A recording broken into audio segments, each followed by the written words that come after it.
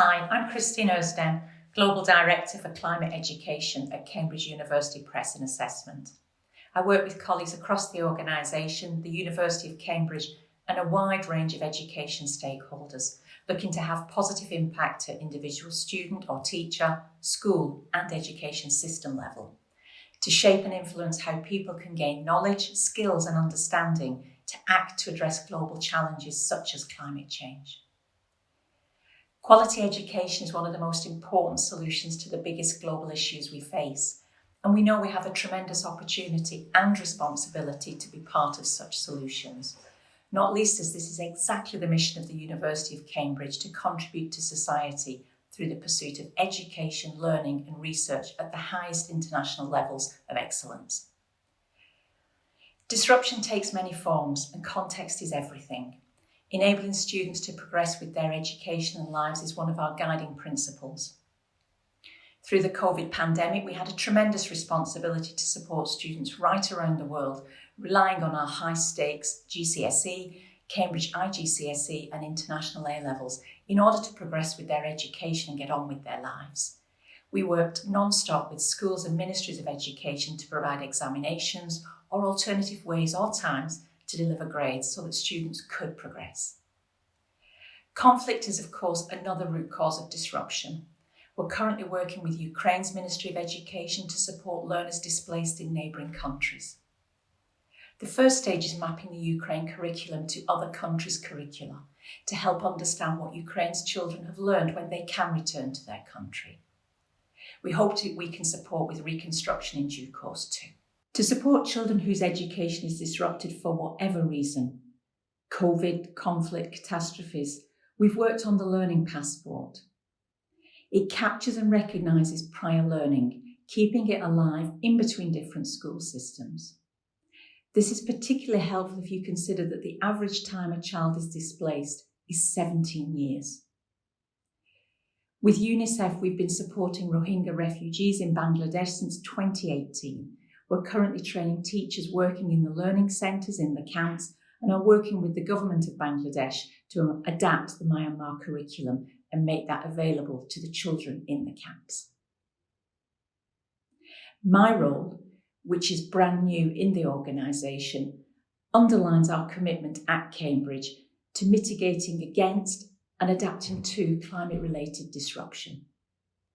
We want to support in the building of climate-resilient communities, and if climate emergencies come, we hope to be part of the solution, to help children and young people cope, to put in place strategies leading to action that will, we hope, lessen the disruption for future generations. To the second question around barriers to bridging the global equity gap, the global community is going to have to make bold moves to transform education if we are to realise a brighter, more sustainable future for everyone. An estimated 220 and more million children have education disrupted due to some form of crisis. The biggest issues we see to bridging the equity gap include the political will, energy and timeframes to do this, mobilising expertise on best teaching practice, skills for the future and funding to achieve this. Foundational literacy and numeracy are the two most important skills we can focus on. Without literacy and numeracy, you are incredibly vulnerable. But learning poverty is worsening. That's the proportion of children who can't read a simple sentence by age 10. We must keep focus on children achieving this essential foundation if we are to close the gap. We need to invest in teachers and effective teaching. Without teachers, the education gap gets wider. The poorest countries quite simply have proportionately the least number of teachers. A broader challenge is if children are learning the skills and knowledge they need for now and the future, what green skills are needed to transform our societies and economies?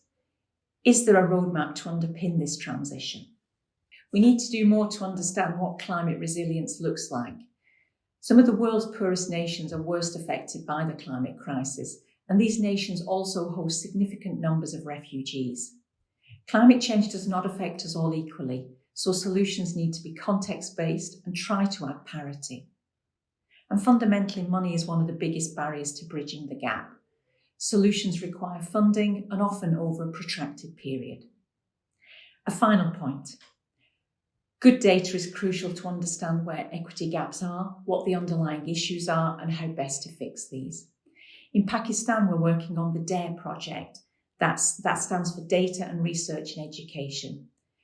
We're on that together with the World Bank and FCDO to strengthen national assessments in Pakistan. We're capturing data, analysing it, and using the insights to make better decisions. We've worked for decades with schools in Pakistan, one of the most climate vulnerable countries in the world. We've already delivered distance learning in Pakistan and hope to build a successful coalition to be part of the FCDO's Girls and Out of School Action for Learning programme. I feel fortunate that one of the strengths as Cambridge is our ability to convene expertise and build coalitions. We're delighted to be part of this dialogue and coalition today.